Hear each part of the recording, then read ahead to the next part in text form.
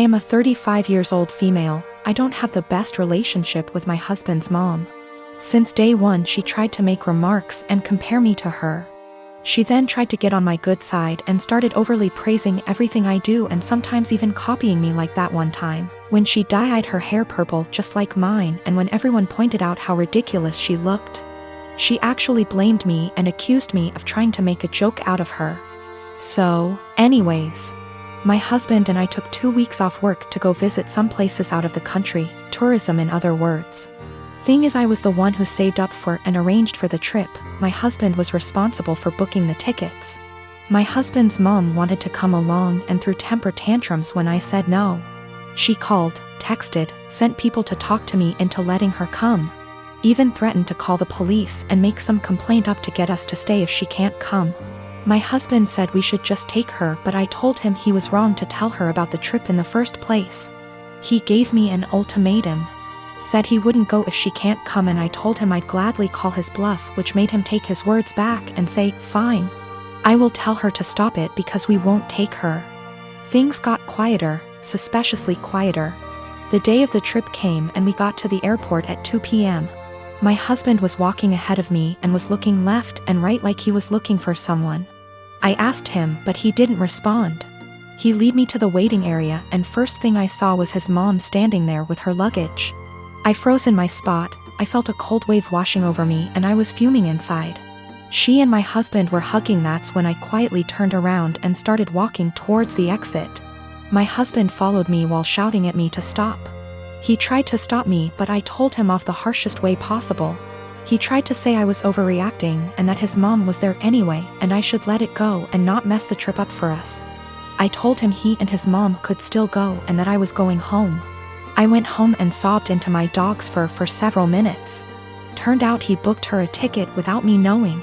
An hour later he came home yelling and raging about how pathetic and spiteful I was to walk out and go home and ruin the trip last minute. I told him he caused this to happen. He said that I was being so hard on his mom, it's ridiculous. I refused to fight anymore, but he kept on berating me, then called my family to tell them that the trip was cancelled, and that it was because of me. My family said that I shouldn't have ruined it for myself and should have sucked it up and done my best to enjoy. My girlfriend and I have been dating the past 5 years, since college. After graduation, we were semi-long distance, living close enough that we alternately visited almost every weekend. In 2018, and got a job in my city, and we found a place and moved in together. Now's a good time to mention the security cameras in our house. Break-ins are unfortunately common where we live. We thus got some motion-activated cameras, one of which has a view of our kitchen, to monitor the back door. The cameras only record when there's motion so they can retain footage for a very long time. And of course knows this about a year ago, and started complaining I wasn't contributing equally to chores. I've been obsessive about chores my whole life. Growing up, not doing the dishes meant no video games for a week. When I lived with roommates, I was always the chore Nazi, making damn sure we all stuck to our chore wheel. And is just as fastidious about chores, so we just naturally alternated who did what. I'd just been brushing her remarks off, but over the last few months they've become much more aggressive. E.g. I was vacuuming and said, "Look at you finally cleaning up around here." I replied that we alternated vacuuming, to which she retorted, "No, you've vacuumed maybe twice since I moved in." Exchanges like this have been happening so frequently that I began to doubt my own recollection. Am I not as clean as I thought? Finally, she exploded at me last week. She said that having to stay home constantly over the past weeks exposed how little I do around the house, and that she didn't move in just to be my maid. Questioning my own sanity, I spent a few hours going through the entire 1.5-year archive of security camera footage, and tallied the exact number of times the kitchen cam caught each of us doing dishes. Our cleaning supplies, vacuum, mop, etc., are in the kitchen pantry, so I also tallied up how many times we grabbed cleaning stuff. To my vindication, the tally showed that we indeed split chores equally. She vacuumed / mopped 5 more times than I did. I did dishes 20 more times than she did. Given that we vacuum / mop at least once a week and do dishes at least every day, these are insignificant differences over the year and a half we've lived together. When I confronted Anne, she shrugged off her behavior as remembering things differently, but the real sin here was what I did, which she called an unforgivable violation of her privacy, akin to abusive stalking. She has broken up with me and is trying to move out, although obviously this is difficult due to current circumstances. I'm totally heartbroken, and was the love of my life, and I can't believe she destroyed our relationship like this. To make matters worse, she told many of our friends, who are mostly siding with her. They've been texting me that what I did was creepy, abusive, controlling, invasive, etc. I'm at a loss. I'm beginning to think I'm the one who's off base here. I am a 33 years old female, and I have had fertility issues for the past couple of years with my husband. He's 35. We went through with consultations, and while we had very promising results for treatment, the cost did give us pause. It wasn't that we couldn't afford it, we just weren't at the point yet where we were willing to pay. I discussed it with my husband, and we were both fine with the idea of adopting. My cousin Tiffany, woman 25 years old, is adopted, and she supported our choice in looking into it. However, this was a couple of years back, and during that time Tiffany was reunited with her birth parents, and she's been acting pretty hurtful to my aunt and uncle since then. She keeps making posts about how happy she is to know where she comes from and is happy about being reunited with her real family. She even talked about having her birth father walk her down the aisle as a chance to make up for lost time. Obviously my uncle was very hurt about this, but when he voiced it, Tiffany got defensive. She called my uncle selfish, how this was about her, and that he knew what he signed up for when raising someone else's kid. Before the pandemic, Tiffany moved closer to where her bio mother lived so they could make up for lost time.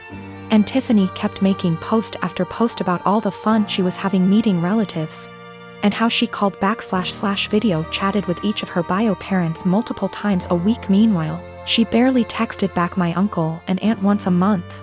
I could tell how heartbroken my aunt and uncle were, but tried to give Tiffany her space, and the few times they said anything she accused them of being selfish and unsupportive. I think the biggest thing that broke them was when Tiffany promised to come by for my aunt's birthday and was even given the money to travel to them, but then never showed up. She called literally the day before to say that her bio mom had an emergency so she wasn't going to make it, but didn't give back the money.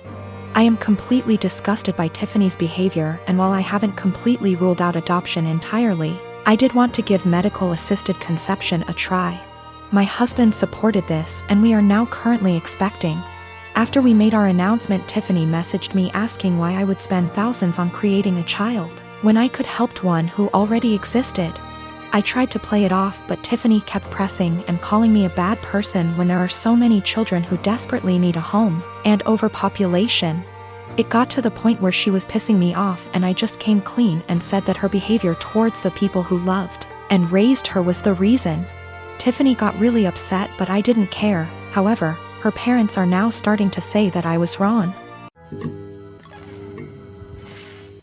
About 5 years ago, my now estranged daughter, Edie, cheated on her boyfriend, Brad, and got together with a guy, Ken.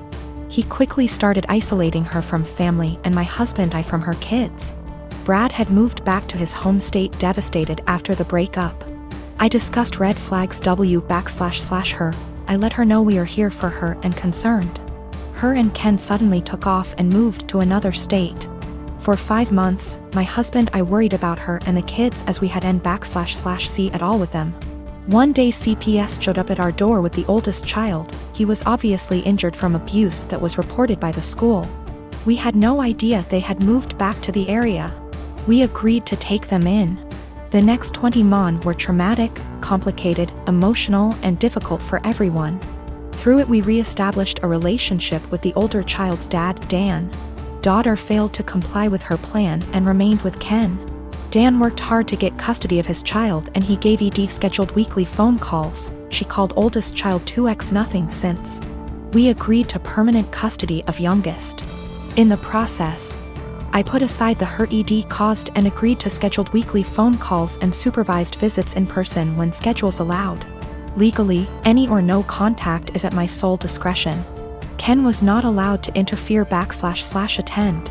Edie quit calling / scheduling visits after 3 months. I reset the call schedule to 1 XEA mon. No calls. 6 months later she calls and wanted me to drop everything for a visit the following day. I couldn't because I had to go back to work. Calls stopped again. She left Ken, has a new BF. I know nothing else about her life / whereabouts. She started calling again about a year ago and I let her know that if she was consistent with her monthly scheduled calls, we would move towards weekly calls again. She called 2 months in a row, skipped a couple months, then called 2 more months in a row. Last one happened to be night before child's birthday. She asked him what he wanted for his birthday. He said a call from her. The next day, as he blew out candles, he said, "My mom is gonna call now." He had the biggest smile on his face. Call never came. He refused my offer to call her. We survived an emotional meltdown. Next month, no call, just a text after with a lame timing excuse as to why and sorry about the birthday call, she didn't feel well. Following month, I get a text that ED feels ill again, won't be calling. I am beyond frustrated at this point. I have looked past her refusal to rebuild a relationship with us, but when it comes to the kids my heart aches for them.